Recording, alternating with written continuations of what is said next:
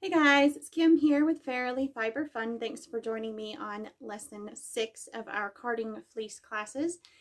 So today we're going to take the locks, the Clun Force locks we flicked in lesson 5, and we're going to paint them onto the drum carder. But before we do that, let's weigh them out into a 1 ounce increment so we can make a 1 ounce bat. So the intention on today's lesson is to card a smooth bat only once. And the results that I got on this bat was not something I was happy with. So we do a little troubleshooting and I show you how you can fix a messily carded bat by carding it a second time. And it's super easy and fun and completely transforms the bat. So if you're not happy with the initial carding, sometimes just run it through again, but that doesn't always work. And we will discuss this in a future lesson. Thanks so much for joining me. I hope you enjoyed today's lesson and I will see you in the next one. Bye.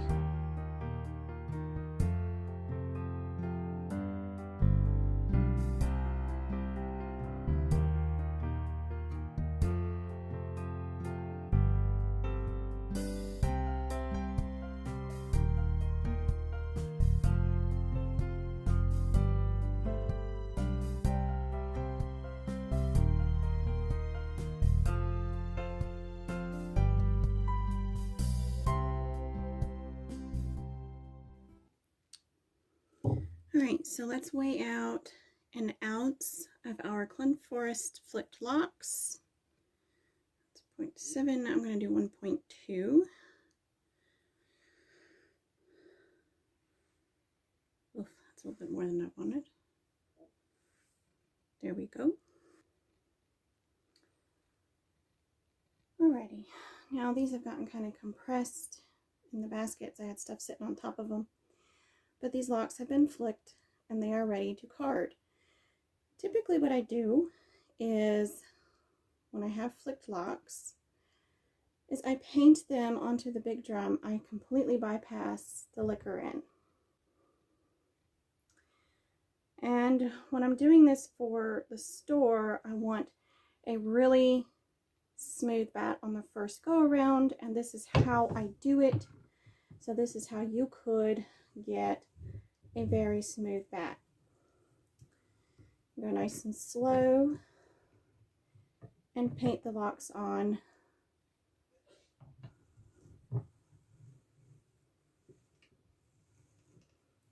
One at a time. This does take a really long time to fill up your carder. It's one of the reasons I love this little carder, because it doesn't take as long to fill it up.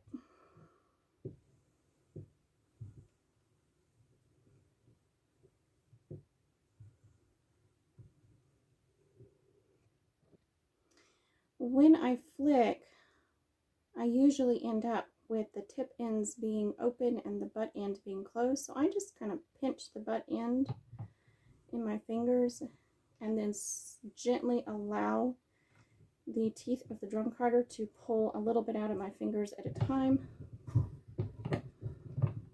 Don't do that.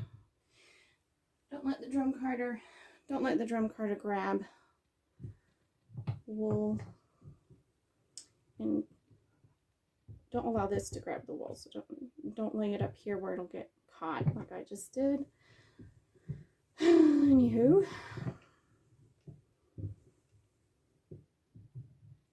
one at a time. The goal is to not have to card this again.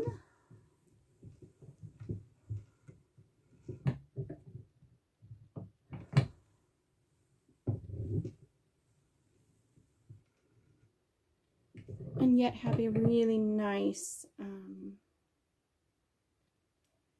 prep to spin. I'm trying to remember not to lay them on the feed-in tray where they'll get caught.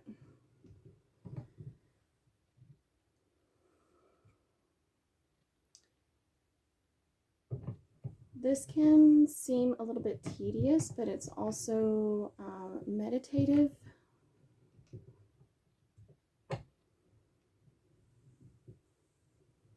Whatever edge matter is still left in the fleece after flicking and carding typically fall out while you're spinning or plying.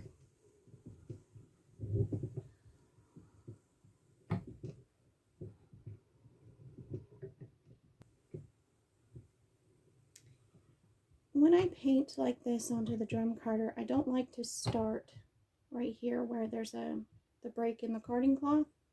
I prefer to start either before that break or after that break, because if I start right here, the ends of the fibers tend to fold around the teeth at the edge here, and then that makes a weird spot in the bat.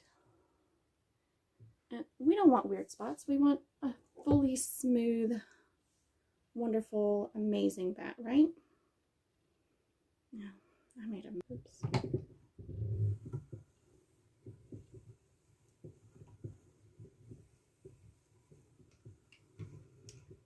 So I'm going to keep working on this, and we're going to cut to when I just have a few left, because it's boring and it takes a very long time to do, and I will, so I'll be back in just a minute.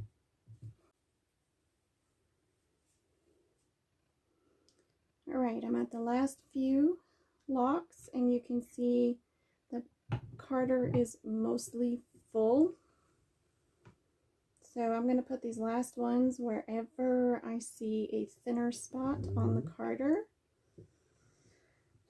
to hopefully keep the bat as even across as possible. One last burnish.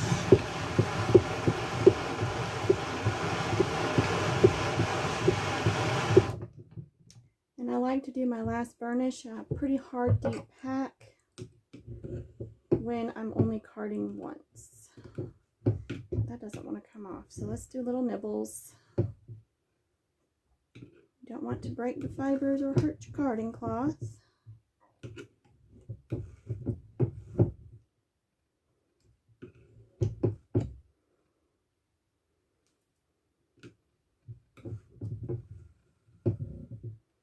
You also don't want to hurt your joints.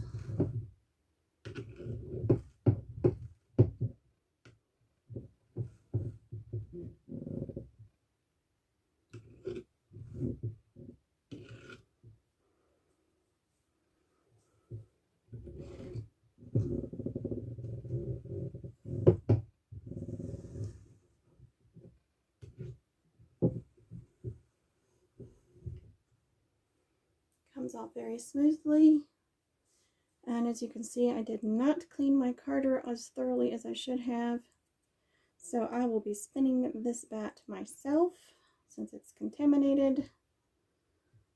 That's okay. It's a very smooth bat. Now let's take a really good close look at it.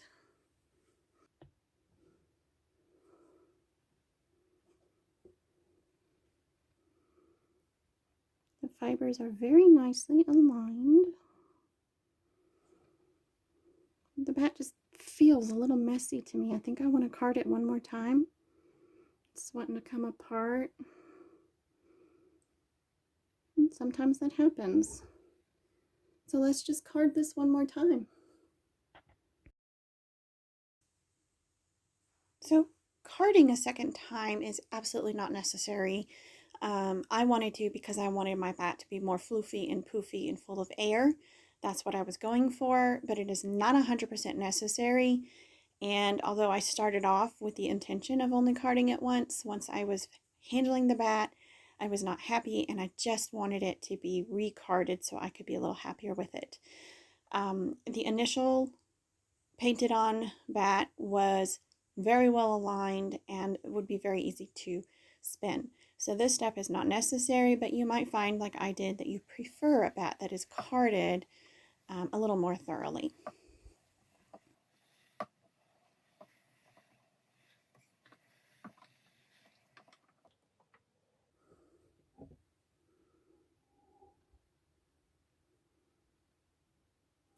That's a much smoother bat, but as you can see, there's the contamination has now spread throughout it, which doesn't bother me any, but I wouldn't want to put this in my shop because, well, it isn't 100% Clinforest and it isn't 100% white. But as you can see, running it through the carder a second time fixed all the weirdness from the very first carding. So sometimes things don't turn out the way you expect and you have to card again, but this is better than carding 3 times, right?